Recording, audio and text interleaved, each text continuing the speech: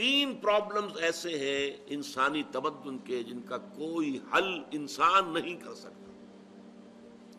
سب سے پہلا مسئلہ، سب سے پرانا مسئلہ، ابدی مسئلہ ہمیشہ سے ہے، جب سے انسان ہے، عورت اور مرد کے حقوق و اختیارات میں کیا تقسیم ہونی چاہیے۔ آپ کو معلوم ہے افراط و تفریط، یا تو عورت کو ملکیت بنا دیا گیا، جیسے بھیڑ بکری جو ہے آپ کے کھوٹے سے باندھ رکھی ہے، ایسے ایک عورت بھی باندھی ہوئی ہے، وہ آپ کی ملکیت ہے، اس کے کوئی حقوق نہیں ہے، اس کا کوئی لیگل سٹیٹس نہیں، اس کا کوئی تشخص نہیں، کوئی ہے ہی نہیں۔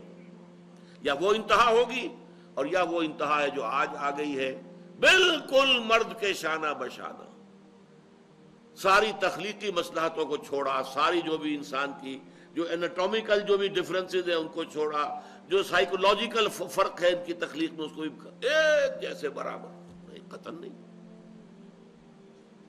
ان دونوں کے درمیان کیا توازن؟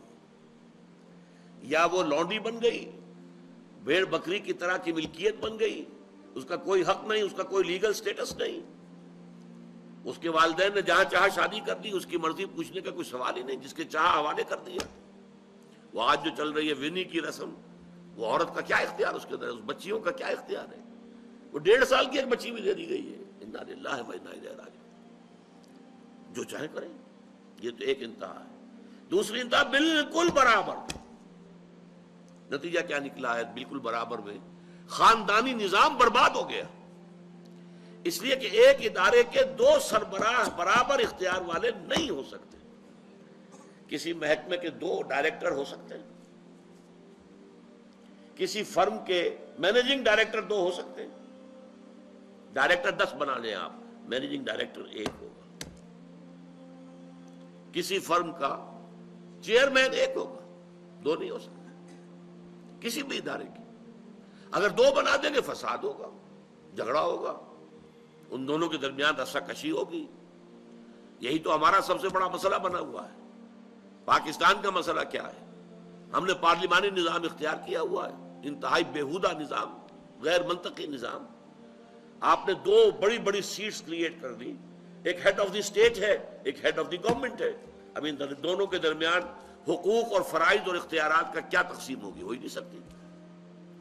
یا سارا کچھ صدر کے پاس جائے گا، اور وزیر اعظم جو ہے وہ جونیجو کی مانند وزیر اعظم بن جائے گا، یا سارا کچھ وزیر اعظم کے ہاتھ میں ہوگا، اور صدر جو ہے چودھری فضل الہی بن جائے گا، کہ جس کو وہاں ان کی دیواروں پر لکھا گیا تھا رہا کرو انہیں، چودھری فضل الہی کو رہا کرو، یہی ہوگا۔ تو ایک گھر کے 2 جو ہیں، 2 سربراہ نہیں ہو سکتے، خاندانی ادارہ تباہ ہو چکا ہے۔ اور جیسے کہ یہ آپ کو کہاوت ہے کہ جس بلی کی دم کٹ جائے وہ چاہتی ہے کہ تمام بلیوں کی دمیں کٹ جائیں۔ یورپ میں، امریکہ میں برباد ہو گیا خاندانی ادارہ، آج وہ تلے ہوئے ہیں کہ مشرق میں اور خاص طور پر مسلمان ممالک میں ابھی اگر کچھ انٹیکٹ ہے یہ خاندانی ادارہ، کچھ خاندانی اقدار ہیں جو برقرار ہیں، کچھ والدین کی عزت اور عظمت اور کچھ ان کا احترام اور ادب اور خدمت کا مادہ ہے جو برقرار ہے۔ چاہتے ہیں کہ ختم ہو جائے، تباہ و برباد ہو جائے۔ والدین بوڑھے ہو گئے تو پھینکو ان کو اولڈ ایج ہاؤسز کے اندر، اولڈ ہاؤسز میں، گھر میں کائے کو رکھنا ہے؟ نوجوان جوڑا ہے، اس کے خامخواہ ان کی خواہشات اور ان کے معمولات میں بیچ میں آڑے آنا۔ بوڑھی ماں جو ہے بولے بغیر رہے گی نہیں، دنگا فساد ہوگا تو رکھو اس کو وہاں پر اولڈ ہاؤس کے اندر، اللہ اللہ خیر سلام۔ یہ ہے اصل میں مسئلہ۔ اب عورت اور مرد کے درمیان کیا توازن ہو، انسان نہیں سوچ سکتا۔ دیکھیے، انسان یا مرد ہوگا یا عورت ہوگی۔ مرد سوچے گا تو وہ اپنے اعتبار سے سوچے گا، عورت کی نفسیات کیا ہے، عورت کے احساسات کیا ہیں، اس کو کیا پتا۔ عورت سوچے گی تو اپنے اعتبار سے سوچے گی، مرد کے احساسات کیا ہوتے ہیں، مرد کی نفسیات کیا ہوتی ہیں، اسے کیا پتا۔ لہذا یا ادھر کا ہوگا یا ادھر کا معاملہ ہوگا۔ ایک ہی ذات دے سکتی ہے آپ کو نظام، جو مرد کی بھی خالق ہے، عورت کی بھی خالق ہے، اسی نے بنایا دونوں کو، اور دونوں ہی اس کے لیے اولاد کے مانند ہیں۔ یہ حدیث نبوی کا ترجمہ کر کے بتا رہا ہوں آپ کو۔ حضور نے فرمایا الخلق عیال اللہ، یہ خلق جو ہے مخلوق ہے، یہ اللہ کے کنبے کے مانند ہے۔ تو مرد بھی اللہ کے اس کنبے میں شامل ہے، عورتیں بھی شامل ہیں. اس نے نظام دیا، شادی بیاہ کے یہ قوانین ہونے چاہیے، طلاق وغیرہ کا یہ مسئلہ ہونا چاہیے. یہ سارا ضابطہ جو دیا ہے وہ اس لیے دیا ہے کہ یہ انسان اپنے ذہن سے نہیں سوچ سکتا. آج تباہی آ گئی ہے مغرب کے اندر، شادی کرنا ہی نہیں چاہتے. We are living together. شادی کریں گے تو نتیجہ پتہ کیا نکلتا ہے؟ آپ نے اپنی بیوی کو طلاق دی، سب سے پہلے تو یہ کہ آدھی پوری آپ کی جو ملکیت ہے اس کا آدھا حصہ دے دیے اسے. نمبر 2، گھر اگر آپ کا اپنا ہے تو اس میں بیوی رہے گی، آپ نکل جائیے گا. کوئی مرد اس کو قبول کرنے کو تیار نہیں تو وہ شادی کرتا ہی نہیں. اور عورت کی ضرورت ہے، لہذا عورت بغیر شادی کیے بھی اس کے ساتھ رہتی ہے، بچے پیدا کرتی ہے. بٹ وداؤٹ میرج جو بچے پیدا ہو رہے ہیں حرامی بچے. تو پچھلے سال صدر کلنٹن نے کیا کہا تھا؟ اس کا جو اپنا خطاب تھا نیو ایئرز ڈے کا، وہ خطاب کیا تھا؟ ان قریب ہماری قوم، امریکن قوم کی اکثریت حرام زادوں پر مشتمل ہوگی. یہ حرام زادہ ترجمہ کیا ہے میں نے، بورن وداؤٹ ویڈ لاک، شادی کے بندھن کے بغیر پیدا ہونے والے. اسی کو ہم حرامی کہتے ہیں، حرام زادے کہتے ہیں، اور کس کو کہتے ہیں؟ اچھا، دوسرا مسئلہ، پہلا مسئلہ تو یہی ہے، پرانا بہت ہے، قدیم ہے. دوسرا مسئلہ، ایک ریاست ہے، ایک نظام ہے، اس کے کچھ اختیارات اور حقوق ہونے چاہیے. ایک عوام ہے، ان کے کچھ اختیارات ہونے چاہیے. عوام چاہیں گے زیادہ سے زیادہ آزادی ہمیں ملے، ریاست چاہے گی زیادہ سے زیادہ اختیار ہمارے ہاتھ میں ہو. اب جو کچھ ہو رہا ہے ترمیمات کے ضمن میں، کیا ہو رہا ہے؟ ایک طرف جو ہے مشرف صاحب چاہتے ہیں زیادہ سے زیادہ اور طویل سے طویل میرا دور اقتدار ہو اور اختیارات جو ہے میرے ہاتھ میں آ جائے، گھنٹہ گھر بن جاؤں میں فیصلہ بات کروں. ساری کوشش ان کی ہے. اور یہ ARD وغیرہ کیا کر رہی ہے کہ نہیں، حقوق عوام کے ہاتھ میں آنے چاہیے. اب اس میں بھی توازن کیا ہو؟ یا ٹوٹلیٹیرین سٹیٹ وجود میں آ جاتی ہے جو رشیا میں تھی، USSR میں تھی، عوام کے کوئی حقوق نہیں، no freedom of speech, no freedom of association. نہ تم اپنے خیالات کا اظہار کر سکتے ہو، نہ تم کو جماعت بنا سکتے ہو.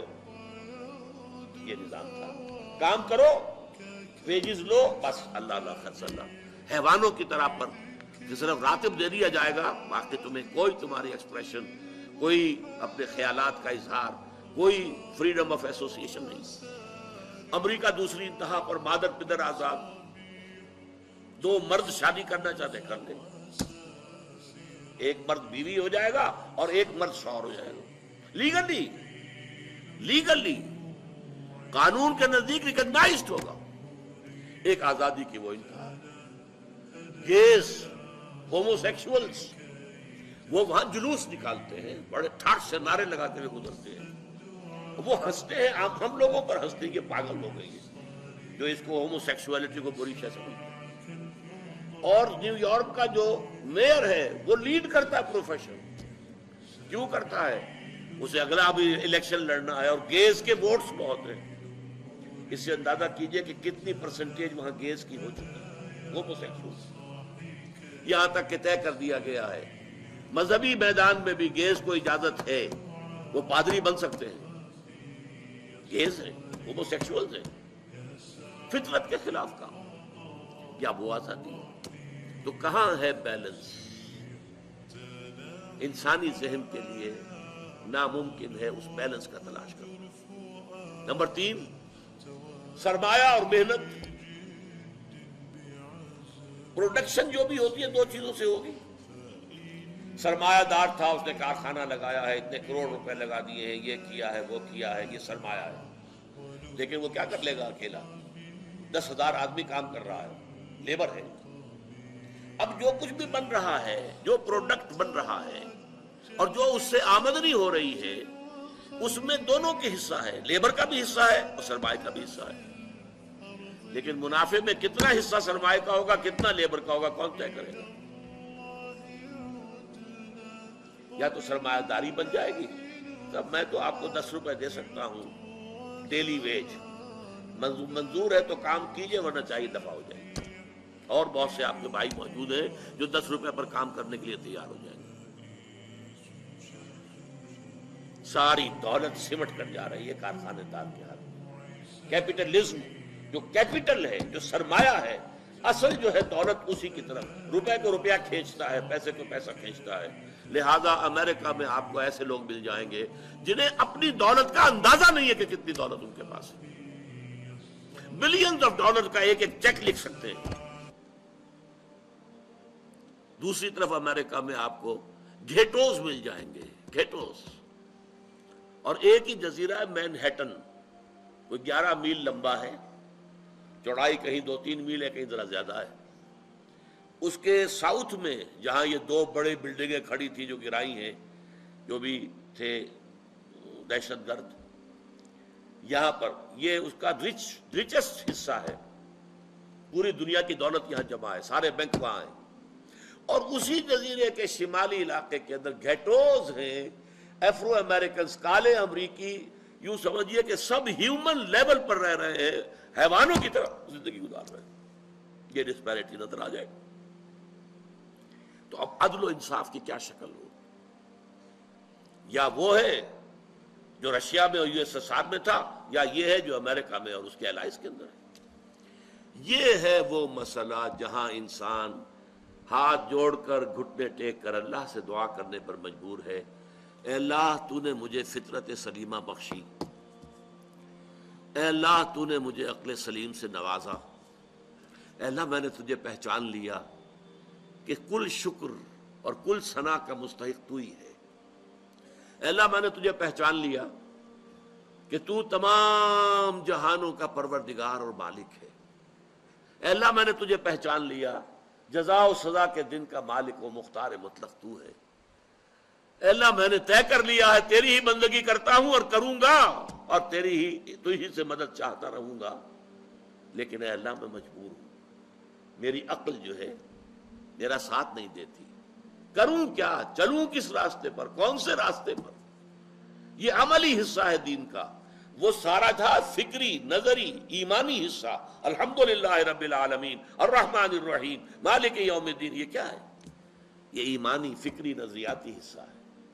عملی حصہ کیا؟ اہدنا الصراط المستقیم، ہمیں سیدھے راستے کی ہدایت بخش، صراط الذین انعمت علیہم، راستہ ان کا جن پر تیرا انعام ہوا، تیرے پسندیدہ بندے جو ہوئے، غیر المغضوب علیہم، جو مغضوب علیہم نہیں ہوئے، ان پر تیرا غضب نہیں آیا، غصہ نہیں آیا، ولا الضالین، اور نہ ہی وہ سیدھے راستے سے بھٹکے۔ یہ ہے سورہ فاتحہ کا مقام۔ گویا کہ اصل میں یہاں پر قرآن مجید، اس کے اصل مخاطب کون ہے؟